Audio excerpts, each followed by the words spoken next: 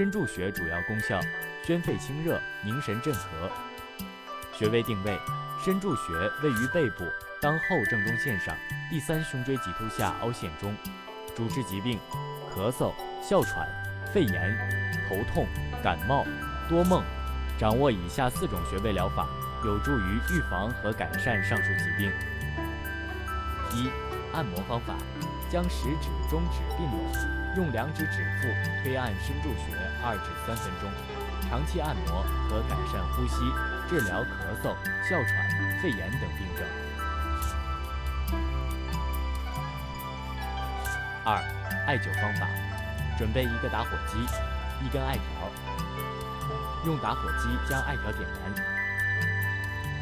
用艾条温和灸至身柱穴10分钟，1天1次，可治疗头痛、感冒、多梦等病症。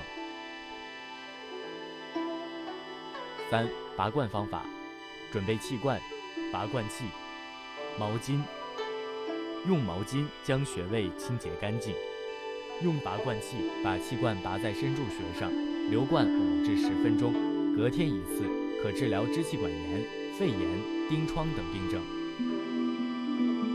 4、刮痧方法：准备刮痧板、经络油，在穴位上抹上经络油，用脚刮法，让刮板面与刮拭皮肤呈45度，用脚部刮拭身柱穴30次，以出痧为度，隔天1次，可治疗癫狂、小儿风痫等病症。操作完毕。